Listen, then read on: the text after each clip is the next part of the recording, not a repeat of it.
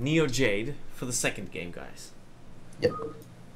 So let's see what we get in this one.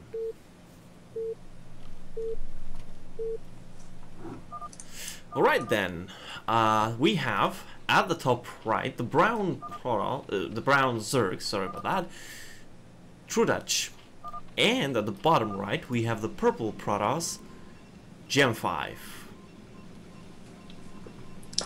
And Jade was chosen by the Protoss here, Gems. So, do you want to talk a little bit? What's your take on this map for Protoss versus Zerg? Sure.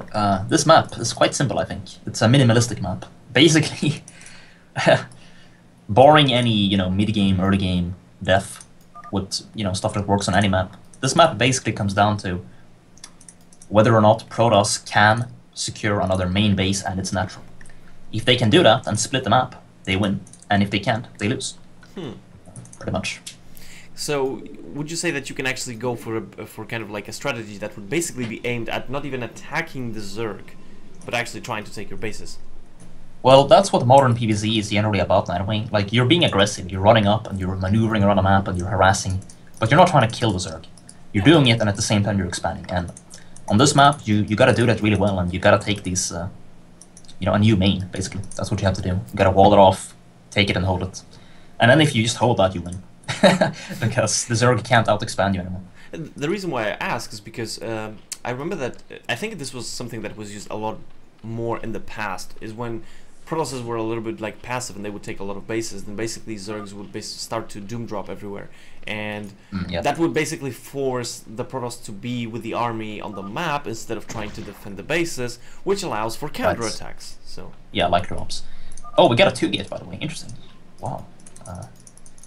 Now, I don't really understand why he chose this map to 2-gate. I mean, 2-gate's really good on Bloody Ridge, too. And Bloody Ridge is statistically a more Protoss-favored map, but I don't know, maybe he... Well, he chose it for some reason, and he's going 2-gate here, so... Well, if Trutacz doesn't scout this, it could be really good. Look at the position of the gateways, though. I think it's because maybe it's easy to kind of get a wall, like, after this. Oh yeah, but it is on Bloody Ridge, too. I mean, you can do the same thing on that map. But it's more easily scouted on that map. Exactly, so. it's 2-player map, so maybe... So I guess that's what he's hoping for. And Trutacz is scouting in the right direction, so he will see it in time. And he made 6 links anyway, so... What you really hope for is for the Zerg to only make 2 links. But, yeah, but... I mean... But if he makes... I was thinking that you can still... When you go 2-gate, depending on how you do it, you can still pull, like, a few probes, right, to... Yes, because that's what you get. I never understood why people 2-gate and then never pull probes if they really are aggressive with it, because at this point you definitely aren't going to be able to do what Jem was doing before, which is send one zealot to one side, another zealot to another side, and kind of force your opponent to multitask, since there is only one entrance. So in that case you do have to bring, I think, probes, otherwise... Probes help so much, because they make it so that zealots 2-shot links instead of 3-shot them. And the links also like have a problem because they try to go around, so they have to be constantly microed. Yeah, the probes help a lot. But here we have a more economic 2-gate, apparently. He's not bringing probes, he's mining at home instead. So I guess he's hoping that Trutacz will overreact with the defense, expand and get ahead. But Trutacz is generally very good at not overreacting to stuff like this. Got the 3 zealots in here first, but there are enough speedings to deal with them. So he's just scaring his opponent, making sure that Trutacz makes the links to survive.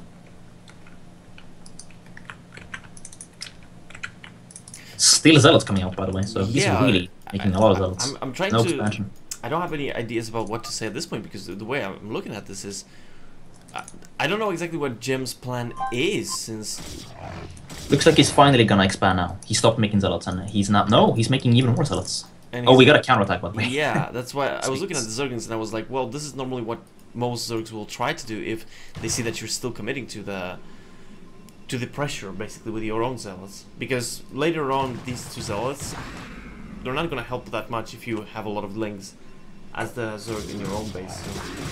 So, I just got a text from a Brutal fan in Sweden telling me that my microphone is too loud.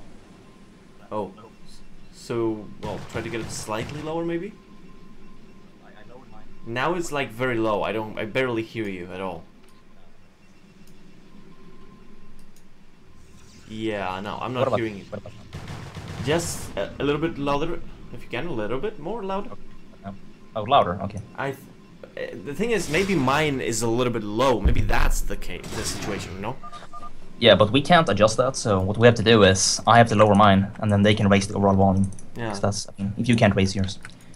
All right, so we got an expansion finally coming up for Gems. A little bit late though, and I mean he's ahead for now. So he did force links instead of drones while he made probes and then expand, which is what you want with 2-gate. But the thing is, his tech is so late. He doesn't even have gas yet, and the layers already started.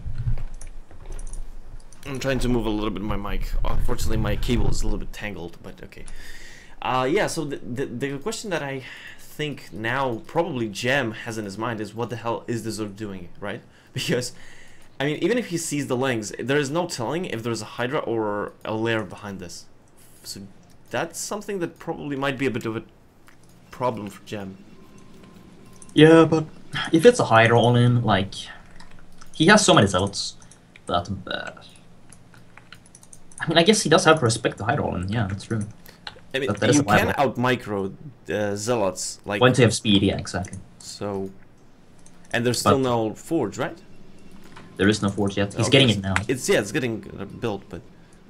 We have a Spire on the way, and trutacz is making only links all the time. A lot of links. He's not defending with Sunkens, he's defending with links. Which, I guess it's the better way if you can get away with it, since basically they're mobile, right? You can attack with them as well, but... Well, I mean, that's the plus side. The downside is you need to spend more larva on stuff that isn't defense. And he's gonna try to break out now, but we have a pretty good wall here. Gems. That's not too efficient for trutacz, I believe. He does have a lot of units, so maybe it will work anyway, but... It's gonna work eventually, but yeah, I mean, this is a lot of stuff that's not runes, some of which is done. It's probably gonna go for a mutaling on after this. Seems like it, yeah. Wants to go for a run by, but yeah, the cannon isn't done yet, actually. Yeah, and no zealots to block. Yeah, exactly. Even if the cannons are out, you have still to block this. Oh gods. And the ones that will be out, but... Okay, he made a major mistake here. He sent 3 extra zealots in to reinforce the army. Yeah. But he should have stayed and blocked with them. Then he would have been in a pretty good position, actually. Especially when he saw, actually, that this huge Zergling attack was coming, right? Exactly. He should have just blocked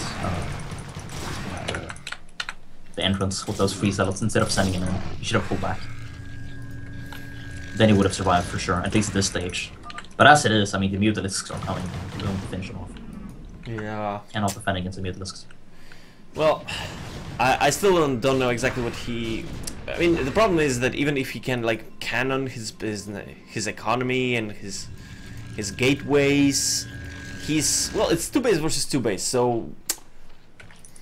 I don't know. I mean, there's not that many drones, right? All these Zerglings were not for free, so... It's... No, but he's gonna go all in Muta here, and I don't think that Gems can survive, unfortunately. And especially because it's very difficult for Gem to know whether he should commit to more cannons or not. You definitely don't want to make them, but... The mass links is a pretty big sign, but yeah, you're right, he doesn't know, like... And even if he does know, like, you need to make cannons in your main and a natural. We have double Stargate, we have cannons, so it seems like he does have a good idea, but... You just don't have enough space to cover, simply. There's not enough space to put your cannons. Yeah, and probably it's gonna be too late anyway, because at this point he can actually lose his Stargate before the Corsair is out. Yeah, exactly. Oh, too much he cancels one of the Stargates. Oh, no, he builds it again. Oh god, so maybe a little bit of a nerves issue. Yeah, maybe, I don't know. Alright, here we go, to meet us in the base. Yeah, and I think that's... Yeah. So yeah, Gem is basically by now asking just in case we're interesting, but he knows that that's it. He really had a chance to win the game if he hadn't died to the Zerglings, because the 2-gate cost so many Zerglings that the Zerg economy was actually not that good. I mean,